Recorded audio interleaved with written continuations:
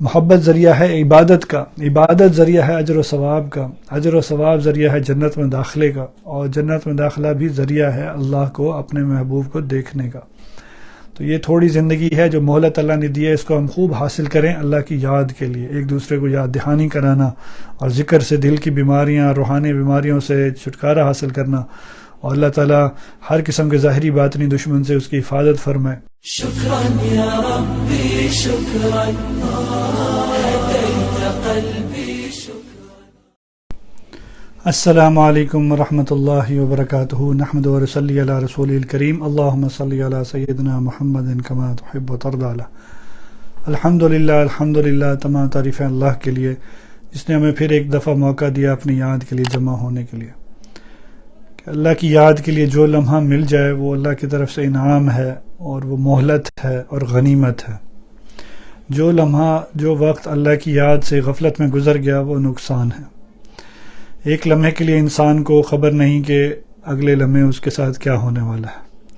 اب انٹرنیٹ اور ویڈیو کے دور میں ہر کئی جگہ انسان کو دیکھنے کو ملتا ہے کہ وہ یہ کر رہا تھا، وہ یہ تقریر کر رہا تھا، ایک دم وہ فوت ہو گیا۔ وہ کوئی ڈانس کر رہا تھا، کوئی ناچنے گانے کی محفل میں تھا، اور وہ ایک دم اس کا وقت ختم ہو گیا۔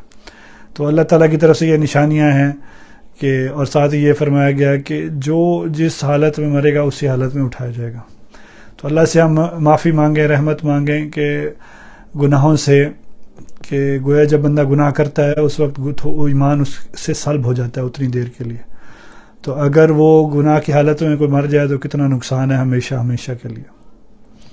اور حضور کریم صلی اللہ علیہ وسلم نے جیسے فرمایا کہ یہاں تک کہ ایک دفعہ سلام پھیروں تو دوسری طرف سلام کے تک کہ مجھے یقین نہیں، وہ گویا سکھانے کے لیے کہ زندگی کا اتنا بھروسہ بھی نہیں کرنا چاہیے۔ اور آج کے دور میں ہم سینکڑوں دیکھتے ہیں کہ عین صحت میں سب کچھ نہ کچھ کرتے کرتے ایک دم بندہ چلا گیا اس دنیا سے۔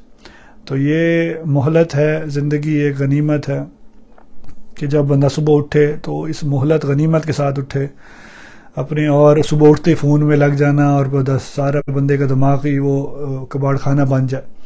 تو اس استحضار کے ساتھ اٹھے کہ یہ دنیا، یا آج دن اللہ نے مجھے دیا ہے، پتہ یہ زندگی کا ایک اور دن ہے جو پتہ اور ہو نہ ہو، اور اللہ نے آج جو مجھے موقع دیا ہے، الحمدللہ الذی احیانا بعد ما اماتنا والیہ النشور، اللہ کی نعمتوں کے استحضار کے ساتھ اٹھے اور غنیمت جانے زندگی کو۔ اور ذکر جو ہے، ذکر اللہ کی یاد کا ہر وقت نصیب ہونا، یہ تو دونوں جہانوں کی خوش نصیبی ہے کہ تمام عبادات، جتنے بیانات، ساری باتوں کا مقصد اللہ کی طرف دل لگانا، اللہ کو یاد رکھنا ہے۔ اور ذکر ذریعہ ہے محبت کا، محبت ذریعہ ہے عبادت کا، اور عبادت ذریعہ ہے اجر و ثواب کا۔ سب سے پہلے کہ ذکر جس کا ہو نہیں سکتا، جس سے محبت ہو اس کا ذکر نہ ہو، اس کا تذکرہ نہ ہو، اور جب ذکر ہوتا ہے، جس چیز کی ذکر کی کثرت ہوتی ہے اس کی محبت دل میں آ جاتی ہے۔ تو اللہ کا ذکر ہوگا تو اللہ کی محبت کا ذریعہ بنے گا۔ ذکر ذریعہ ہے محبت کا، محبت ذریعہ ہے اجر و ثواب کا، اجر و ثواب، محبت ذریعہ ہے عبادت کا، عبادت ذریعہ ہے اجر و ثواب کا، اجر و ثواب ذریعہ ہے جنت میں داخلے کا، اور جنت میں داخلہ بھی ذریعہ ہے اللہ کو اپنے محبوب کو دیکھنے کا۔ تو یہ تھوڑی زندگی ہے جو مہلت اللہ نے دی ہے، اس کو ہم خوب حاصل کریں اللہ کی یاد کے لیے، ایک دوسرے کو یاد دہانی کرانا، اور ذکر سے دل کی بیماریاں، روحانی بیماریوں سے چھٹکارا حاصل کرنا، اور اللہ تعالیٰ ہر قسم کے ظاہری باطنی دشمن سے اس کی حفاظت فرمائے۔ کہ جب بندہ مقصد پہ زندگی لگی ہوگی، وہ کہتے ہیں جب کرنے والے کام میں پڑو گے تو نہیں کرنے والے کام نہیں کرنے پڑیں گے، جب کرنے والے کام نہیں کرو گے تو پھر نہیں کرنے والے کام کرنے پڑیں گے۔ تو اللہ ہمیں نصیب فرمائے تھوڑی دیر دل پہ دھیان کریں کہ دل ہمارا کہہ رہا ہے اللہ اللہ اللہ، اللہم صل۔